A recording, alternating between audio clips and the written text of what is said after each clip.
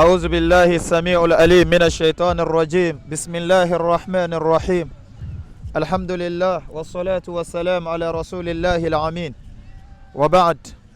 الحمد لله رب العالمين. أتي أدنغن نيغا كايا غتن كو هتمينا بنانو هكي. ثم الصلاة والسلام على أشرف الأنبياء والمرسلين بكرو أتبولا يلا أتكنو لما النبي محمد صلى الله عليه وسلم كان كود مغانوكي كان غيرو غن نيغا كاتا دنا غانغني كان ميغا بالكي أنا زي دومن نيغا كون ستغرفا بوير كانهما فمن أمل خيرا فلنفسه إريكي ميغا بنا دومن كومبي هيل ميغا هو ومن أساء فعليها إريكي زالبنا كيدا دومن كومبي هيل سو غن نيغا بيري مور بسينا نبوسيما دل ميغا تي مور بوسون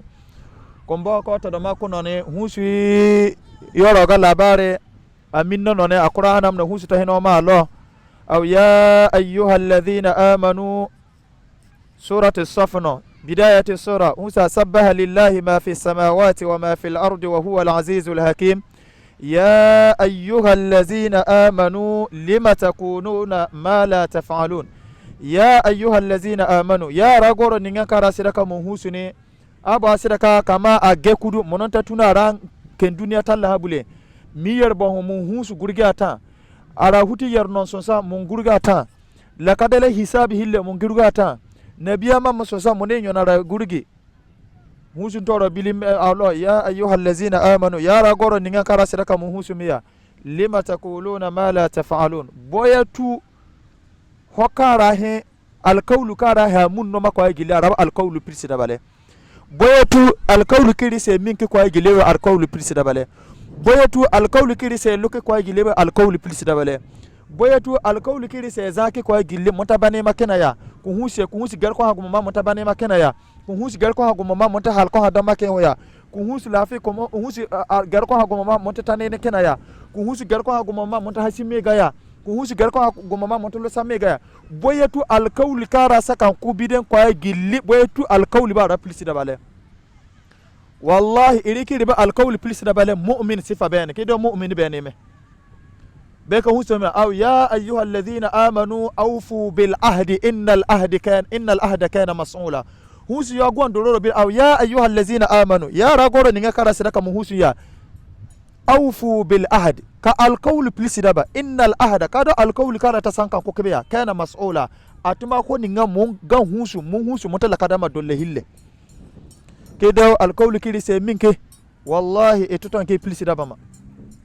كوهوسو هابا ماما متباني مكنا كوهوسو هاغو ماما متباني مكنا كوهوسو كو هابا مكنا متباني مكنا ام بكاله هوسو غربا غوريما انا بيما يول كو غيلي ارين بكاله بي ان توري نون كي القول كوم بليس دابا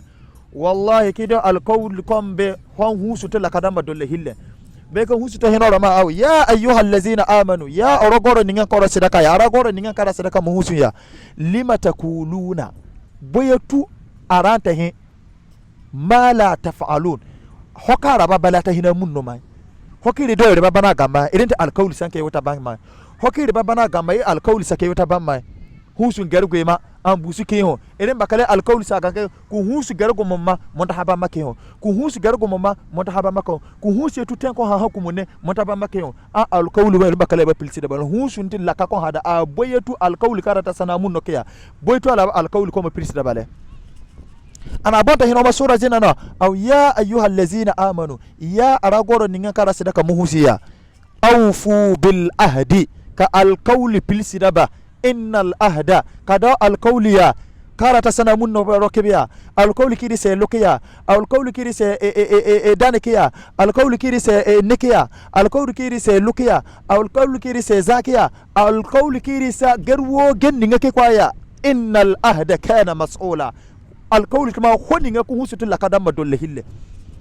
lola irikiri alqawli se nike alqawli se zaki alqawli se kamaki alqawli se danniki alqawli se zaki alqawli se o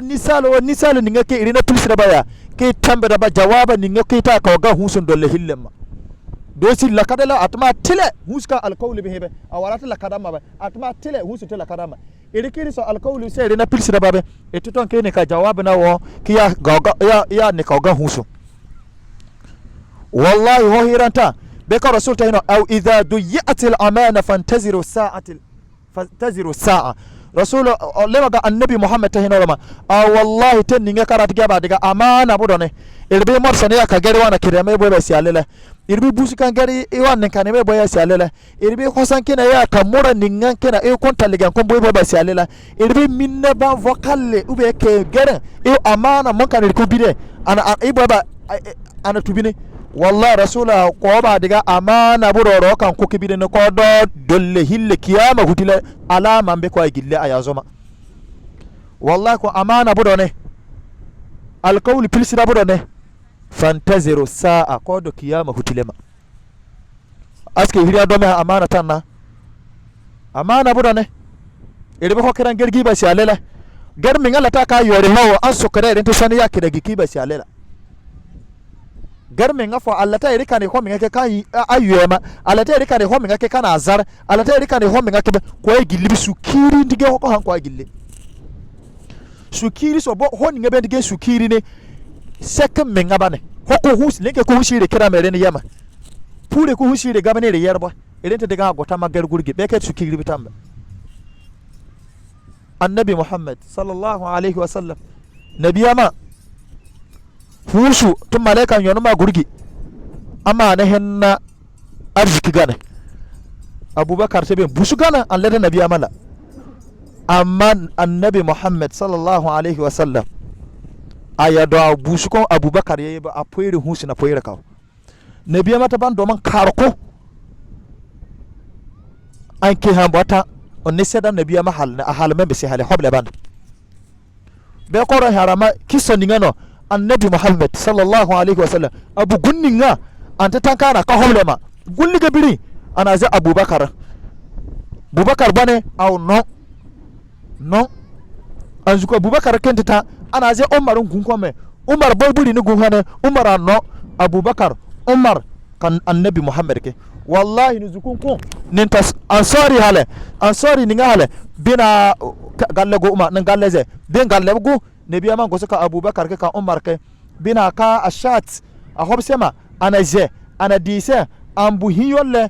ninga na riwaya no o ambulle ana kole maga annabi muhammad kana sahaba ke rasul ka yabe umar nabe rasul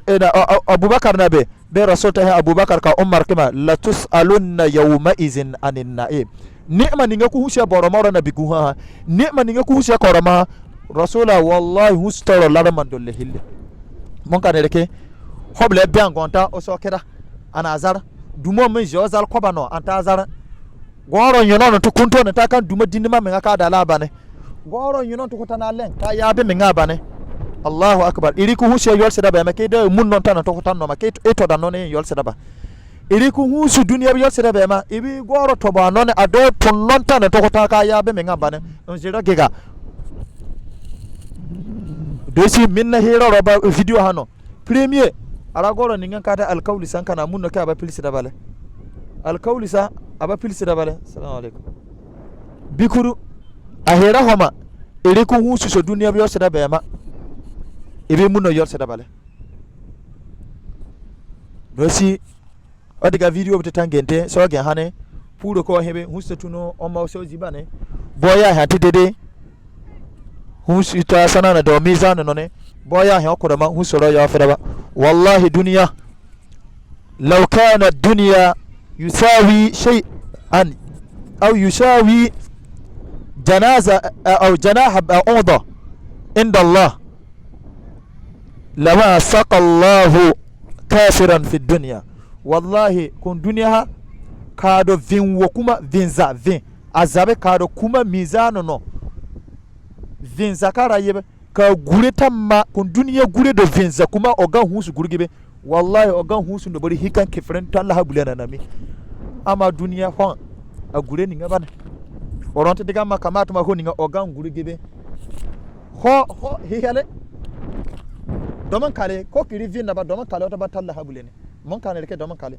fir'auna ya mi nga busa na busa doman kala ya ba namrut aya mi nga busa na busa doman kala ya ba Uqbat ibn Abi Mu'ayt doman kala ya ba Abu Jahl kala ya ba Abdullah ibn Ubay ibn Salul kala ya ba Hannatu bint Jahsh kala ya ba Hassan ibn Sabit kala ya ba kifino guta kwa Karuna wa Haman doman kala ya ba Allah bulene fa khasafna bihi al-ard husna halkada ba do si duniya